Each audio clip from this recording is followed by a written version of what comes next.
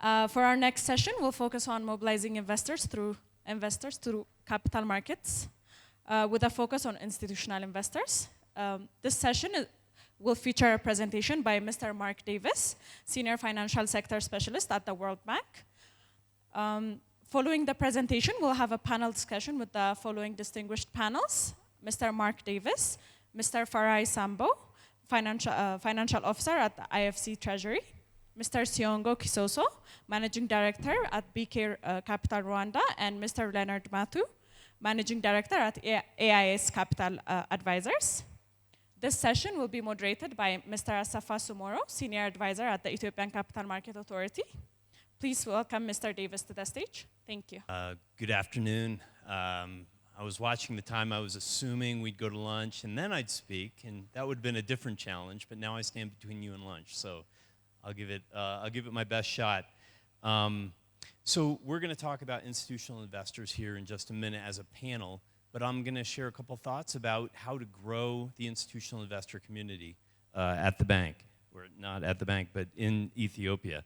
So it's obvious that a greater institutional investor presence is needed here. We've talked a lot about quite a bit of retail investors, but that the institutional investor community is largely not a major force at all. So my focus at the World Bank is on pension funds. So I work with Social Security funds, I work with private pension funds around the world. So I want to talk about both pension funds and insurance companies as some of the premier institutional investors that you usually find in a robust capital market. Pension funds have over 56 trillion of investments around the world, and insurance companies have about 6 trillion. So they're incredibly sizable forces that do a lot of investment around the world. Patient capital that was mentioned earlier, that's the epitome of what pension funds are. If they're doing their job correctly, because usually they have long duration liabilities. Insurance companies, especially life insurance companies, also can provide that kind of patient capital that is going to be very helpful. They'll be a little bit more conservative typically than the pension funds, but they will provide a great base of investment for an economy. One thing I like to say pretty early on when we start talking about pension funds as just a yet another kind of investment source is that pension funds actually have a primary duty, which is to their participants. So their first job is to provide retirement security to their participants. So I love the idea of pension funds as patient capital and as great providers of investment for things like infrastructure. They're a perfect match. But they need to do their first job, which is to provide retirement security for participants, and they need to have strong governance so that their decision makers can make sure they're doing that job well. So just with that key caveat, I would say, don't think about them as just yet another development bank. They're different, but yet they can do their job for their participants who have an expectation of receiving a pension promise in 30 years, and they can invest in things that I think are going to be very helpful for the economy. Because they're looking for this kind of long-term, high reward, slightly higher risk in types of investments. They have the ability to endure illiquidity. They have the ability to endure lower levels of certainty in the near term. So they're a perfect match with equity, really, especially as you start talking about listed equity, even unlisted equity. They can make those kind of investments, and it will be fine. I mentioned my caution about letting the pension funds do their first job, but I also want to mention the fact that just about a year ago, I co-authored a publication from the bank on how to harness local investors, the case of pension funds. So I'll say the one thing, but then immediately I'll proceed to the other, which is they're a really helpful source of funding. I also want to link to something that my colleague Zolt said yesterday about foreign investors. So foreign investors are great, but they will flee at the first sign of trouble, as Zolt mentioned. Whereas a local currency pension fund and a local currency long-term insurance companies, they're going to be more apt to stay for the long term because again, ideally, their promises that they've made are promises 20 and 30 years in the future, so they can endure the short-term volatility, especially if they have strong governance and if they're not being judged on an every year basis, which is inappropriate for the pension funds and the insurance companies. Because of that, again, they're also going to be counter-cyclical. So they're going to be the ones who are looking at a certain situation, and maybe today's news is particularly frightening, but they take a step back and they have high caliber kind of decision makers in their governing board, and they're able to make a decision that they're going to stay in a given investment because they believe the long-term prospects are actually quite promising. And so they're going to be not jumping out at the first sign of trouble, which is the problem with retail investors. So retail investors are going to be very volatile, and you don't want them to be leading the market sentiment. You want these stable kind of professionals to be leading market sentiment when at all possible, and pension funds and insurance companies can do that. Another thing I wanted to talk about is risk and volatility. So one of my favorite charts as I work with clients and counterparts is showing risk plotted in two ways and showing prospective return plotted in two ways. One on a 1-year basis and one on a 20-year basis. So showing the x-axis, let's say, with 1-year volatility and the y-axis with 20-year volatility, it shows a very different picture. Because I work with lots of counterparts who have just investments that are very conservative, but yet they've made a 20 or 30-year promise to a number of participants. So if you look at things in 1-year terms, yes, it's going to be scary to be in infrastructure investment, or yes, it's going to be scary to be in unlisted equity. But if you look on a 20-year basis, you know, as an example, in the U.S. where you have long databases that have all sorts of years of data, and you evaluate 20-year rolling returns, the risk, quote, of an equity investment is actually very minimal. It's extremely hard to find a 20-year period in which equity actually declined in the U.S. databases. So when you look on a 20-year basis, equity all of a sudden looks very promising because you can find actually a decent number of double-digit returns in those 20-year return streams.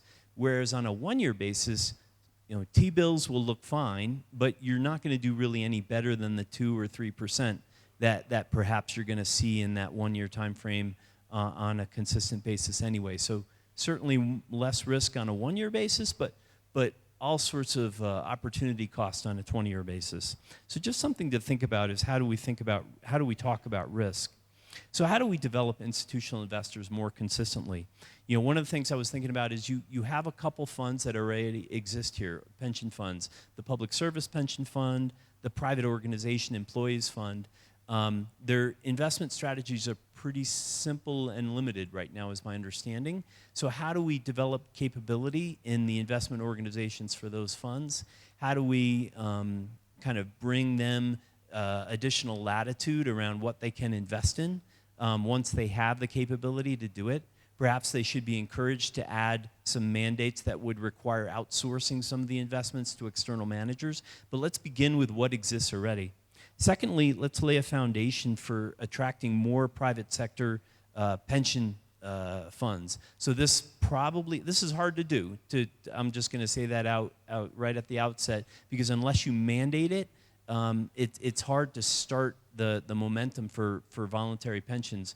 But if you think about where the journey could begin with supplementary pensions, you start with allowing perhaps companies, perhaps some of the SOEs to add on top supplementary schemes. Perhaps you provide some incentives, tax incentives, or perhaps some co-contributions from the government for very small, low-income contributions. But you start with that kind of beginning point. You want to provide legal and tax certainty. Again, tax kind of preference is usually provided to these kind of schemes, so begin there. Have a robust supervisory set of oversight and regulatory regime from day one, because you don't want to just say, yes, it's fine for private pensions to start, and then have a really bad situation come about, and then have that kind of poison the whole the whole prospect for the industry going forward. So have that kind of oversight in place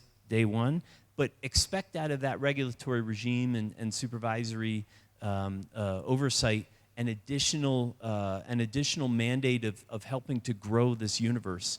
You may eventually proceed to mandated supplementary schemes, but you may choose to do something like what was done in the UK a couple of years back, where they added auto-enrollment, where private employers had to put employees in supplementary schemes, but the employees had the ability to opt out if they chose not to participate. But because of just behavioral economics, what we all now know about human tendencies, most people didn't. So all of a sudden, participation in these kind of schemes has grown immensely in the UK over the last 10 years since they've implemented that.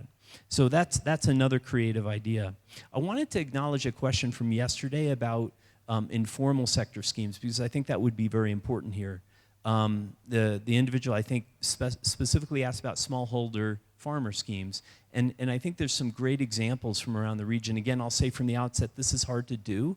It's a challenge, but you now have some really good regional examples. One example the person mentioned was from Rwanda, where the Social Security scheme, the RSSB, has launched the Ejo Hesa scheme, and that is, they were very creative when they did it. They didn't just try to put in place their normal defined benefit promise, which requires years of steady contributions and consistency. That's not appropriate for informal sector folk who can only contribute once in a while. Instead, they created a defined contribution scheme, one that just becomes more of a long-term savings arrangement than anything else. And they made it appropriate so that many people now have joined that scheme. It's got millions of folks already involved.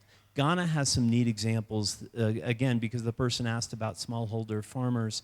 Ghana has some schemes oriented toward the cocoa farmers. They have others for like artisans, where the Association of Artisans has become the intermediary that now kind of comes between the participants and the actual scheme itself, so that more education is enabled. So some great examples from around the region. Kenya has some good examples as well.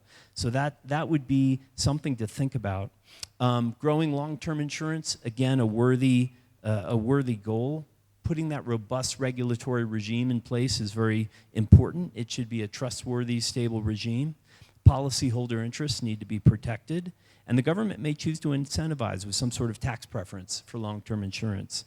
A sound network of service providers and a financial infrastructure is important. And then finally, perhaps most importantly, public education and awareness needs to be built. Another thing to evaluate would again be some sort of microinsurance approach that involves likely a technology basis, whether or not that's mobile telephones or some other basis that you come up with. There's some great examples from around the region. So thank you for your patience, and now I guess I'll be joined by my fellow panel members. Yeah, I understand we are running out of time. Lunch is approaching, so we'll make it very short and precise. First of all, I would like to thank Mark Davis, Mr. Mark Davis, for this excellent insight. So I'll just throw the first question to Mark, and then I will only be asking one question for each participant, panelist, and then if the audience have any questions, we can accept because of time limitation. So, okay, thank you, Mark. So my question, it's this excellent insight, especially the one that I picked up is, especially the example that you went into the pension funds in Ethiopia, especially in terms of designing strategies. So the question that I wanted to ask is, in the context of Ethiopia, where we have a defined pension benefit schemes, and then also within the risk volatility space, we have inflation risk, persistent inflation in this country. But on the positive side, this is a young population. The pension horizon extends to 20 years on average. So in this context, also, in 2022, the pension funds, they have revised their regulations, and then they were allowed to design investment strategies. So one of the challenge is basically to design a workable investment strategy. Maybe if you can comment on that, given that it's a defined pension benefit scheme, given that there is inflation risk, potential inflation risk in this country, of course, and then looking at the young age, 20 years average horizon, if you can comment on that. Thank you. So for a pension scheme that's a defined benefit scheme, it actually becomes a little more straightforward as far as how to arrange the investment strategy, because unlike defined contribution schemes where you put the investment strategy sometimes in the hands of the participant, in the case of a defined benefit scheme, you have a governing board that's making decisions on investment. When you're faced with a young population, a lot of inflation risk, and a limited investment universe, it becomes challenging. And one of the things that typically becomes an approach here in this region is real estate, so property of some kind, and that's a good and a bad thing. It's bad because it's hard to make decisions about real estate investment that is done well. You need a strong board. You need a board that doesn't just think, well, I know what property we should buy. You need a board that's looking at it on a professional basis and making smart decisions about where the pension fund can invest for the long term. Because again, what you're focused on is protecting that group of young participants from inflation risk. It can be done, and I think it's a great kind of asset, but it should be complemented by other assets. Ideally, you can also do it with some level of external involvement. So using service providers that can take some of the hard work of, whether that's like rent collection or some of the things. I've seen some of the Social Security schemes in the regions are just like 2/3 of the organization is just doing the rent collection, the other kind of basic day-to-day kind of work that takes them away from maybe things that could be done more powerfully for the Social Security scheme. But there's a lot of other assets. I mean, if you have more access to listed equities, I mean, we've talked today about the IPO, we've talked today about the directive. To the degree that the IPO leads to more and more listed equities being made available, that's a very worthy investment universe for a young population. One that ideally is complemented with a good level of diversification, and one that can be for the long term. Another thing that's just very basic is longer tenor government bonds. So I understand that the scheme that exists today currently invests primarily in shorter term bonds, but you've got 20 and 30-year liabilities. So you do really want to figure out how does the government bond universe develop, and then how can you get the pension scheme involved in the longer end of whatever is being issued. So that's as short as I can make it. Okay, thank you. Okay, my second question goes to Mr. Siongo. So staying in the same investment strategy, maybe a little bit extension on investment behavior as well, characteristics and investment behaviors of institutional and retail investors. And you can give us an example of, the Rwanda example, just to comment on this. Thank you. No, thank you. In terms of investor preferences and behaviors of the retail market, I think the first thing I want to highlight is, retail investors, it's very unlikely you'll find two who are exactly the same. So in terms of their preferences and how they behave, they're quite diverse. Even looking at this very large room, I doubt there are two people here would be exactly the same in preferences. And a lot of it is driven by, what you've learned, your education, really what your current financial position is, your goals. And these are some of the factors that are driving sort of what investors want to invest in. And reflecting on the Rwandan capital markets, which are nascent and are still developing, are only 14 years old. Investors' initial preference, if I could generalize, is to identify with securities that they're familiar with. So a lot of investors are already saving in banks, in MFIs, in various saving products. Some have exposure to real estate.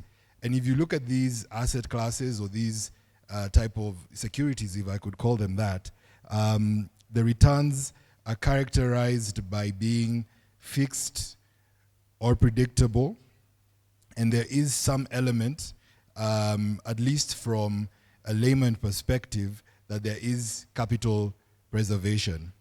So I think, for a lot of first-timers to capital markets, there's a natural inclination towards high-quality bonds. So these are bonds, issued by big companies, by the government, given there's a sense of safety around that. But, as investors become more knowledgeable, become aware of more securities, you see the appetite growing. Still, when it comes to fixed income securities, what you do see a lot with investors, retail investors, is appetite for long-dated papers. And this is really due to the desire to have yield. So what's very interesting in the context of Rwanda is if you look at the trading of government papers or corporate bonds for that matter, most of the trading on the secondary market and the papers that have the highest subscription rates are on either side of the yield curve. So the 3-year paper is the shortest dated paper, so a lot of the short-term insurers, banks, they like that. But then you look at the 20-year, that's probably the most traded paper, and when they're offered the most subscribed, and this is really driven by retail interest and, of course, pension funds, etc. And when we do have a 20-year reopening, that's the longest dated paper.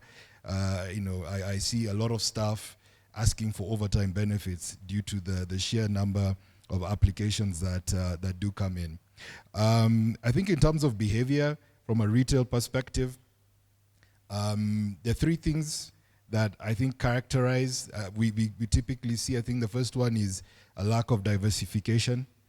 So a lot of retail investors, when they find 1 or 2 things that work for them, they tend to overload on these, if I could say that. So they may have 1 or 2 stocks if there's a stock exchange with multiple securities, and maybe just 1 or 2 bond papers. So you see a lot of concentration of securities. The second one is a high level of loss aversion. So there's a lot of excitement when markets are going up. Track record gives people the sense that it's time to buy. When maybe it's a time to actually sell and reallocate your money to better valued assets. And when things are going down, you tend to find retail investors are the first ones to panic sell when actually they should be buying more. And I think it goes to Mark's point that retail investors could be volatile, but they are extremely key from an economic growth and financial inclusion perspective. And then I think the last thing is, retail investors have a lot of heuristics when making decisions. They typically do not do a lot of research, and I think that's a key role that advisors, brokers, investment banks here have to play in terms of educating clients and ensuring that the securities that are sold are appropriate for their goals and their investor profile. So I think that's a broad overview in terms of investment preferences and behaviors of the retail market. Thank you. Thank you, Siongo. So my next question goes to Leonard. It's on market dynamics. So in the context of market dynamics, especially the interplay between retail investors and institutional investors, how do you see the activities of retail investors affect strategies of institutional investors based on your experience? Thank you. I think it actually works the other way around because of the way Mark has described that institutional investors in these markets are mostly pension funds, insurance companies, although we've started to see other specialized funds that come to market. They will go and raise capital. Yes, it could come from these institutions. And these investors follow a certain strategy. So, and they have these investment policies that they have to adhere to. So the interplay that we do see is that these investors are very active, and they tend to be involved right from structuring of transactions. I believe if that there was an active institutional investor in this market, you would have seen the transaction advisors talking to them even before they come to market, just to try to make sure that whatever they are putting to market is palatable to the investor base. So we see them as very critical in the fact that they tend to carry them in the retail investors, and that helps to maximize success of issuance. When you, I mean, Siongo has mentioned about the expectation of increase in value. I mean, retail investors, like we saw in Safaricom IPO, is that people actually borrowed money to invest. I'm not sure what's happening here. And then there was an oversubscription, and so that means they didn't get fully allotted, and then the share did not perform the way it did. So there was a bit of issues there in terms of meeting expectations. But then the issue was lucky because there were a couple of institutional investors. Yeah. Thank you, Leonard. So my last question goes to Mr. Farai from IFC. So what can an organization such as IFC, I know you work at Treasury, IFC Treasury, so what can an organization such as IFC do to support investors' participation in both debt and equity issuances? You can look at both the institutional and retail investors' participation based on your experience in other markets. Yeah, sure. No.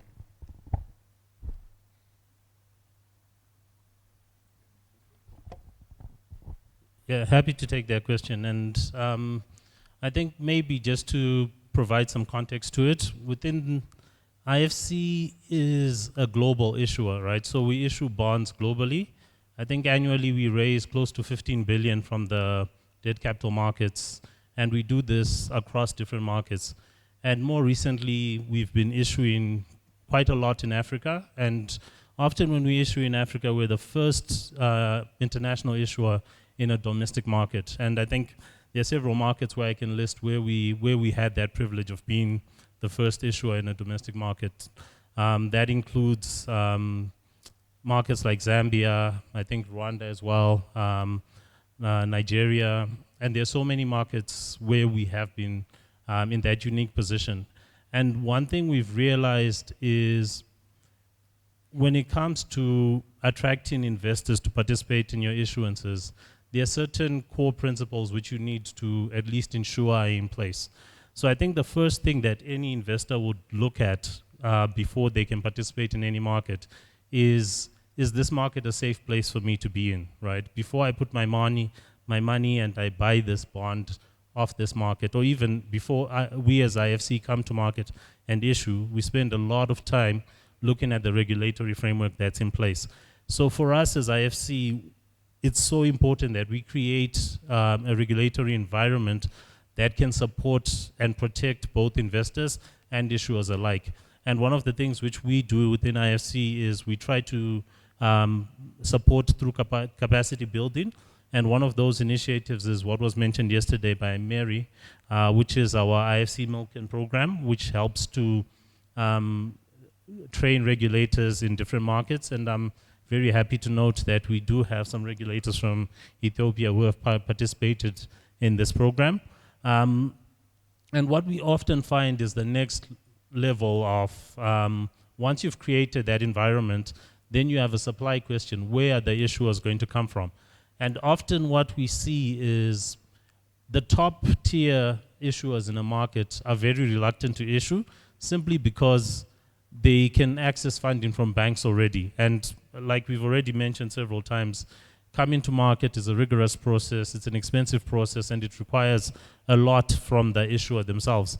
So what you tend to see when you come to market is the first issuers to come to market tend to be your tier 2, tier 3 kind of institutions, and never the blue chip companies.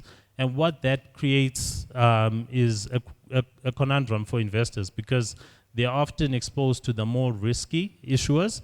And for us as IFC, it then becomes a question to say, how do we help to de-risk these issuers? So what we do, we have several ways in which we do it, but one of the ways we do it is we provide IFC guarantees, and we put our AAA rating behind it and guarantee an issuer, and that helps to de-risk an issuance and allows investors to participate. And you'll find often, like Siongo mentioned, in the case of retail investors, capital preservation is a major motivation when they invest, and knowing that this issuance has been guaranteed by an issuer like IFC is really important. The third thing we then see is, after we've managed to de-risk this issuance, how do we bring in more investors to participate in this issuance alongside us? And that really comes down to a mobilization question. How can we mobilize investors to participate in these issuances? And this is when we try to pretty much anchor transactions. So we would come in and support a transaction and put our name behind it, and it would be a public announcement that IFC is participating in that bond issuance as well. And for an investor who may have not done their research, like Siongo said, they would then realize that, well, if IFC is participating in this transaction, for certain IFC has done the research, they've done their due diligence, and then that helps to that investor to also participate.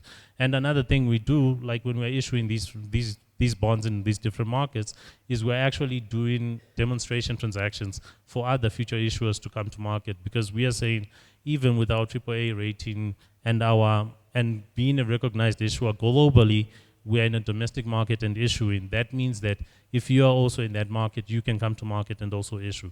So that then helps to mobilize in issuers alike, but also through anchoring, we are mobilizing investors to also participate in these issuances. And then lastly, if I put on my hat as a issuer, I think one of the key things, if you are looking to issue in any market and you're really trying to get participation from investors, is to really understand your investors, right?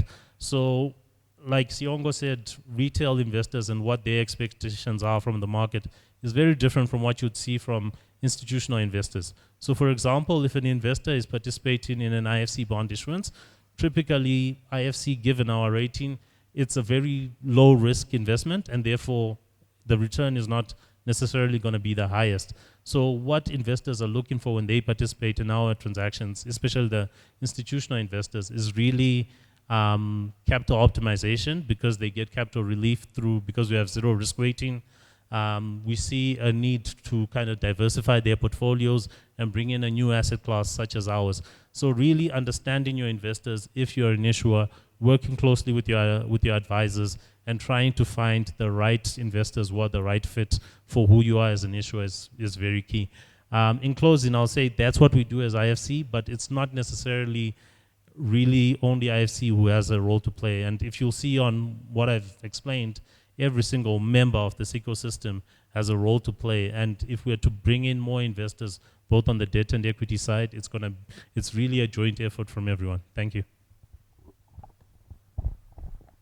Thank you so much. What an excellent panel of experts. But unfortunately, because of time constraints, we may have to finish our session right here. I'm sorry, we are not accepting any more questions from the public. But if you have any questions, you can always send it to ECMA Communications. And then our panel of experts are our partners in this capital market development journey. So they are always available to support and engage in future programs. So by this, I will have to finish and hand the mic to Saron. But big round of applause to our panelists.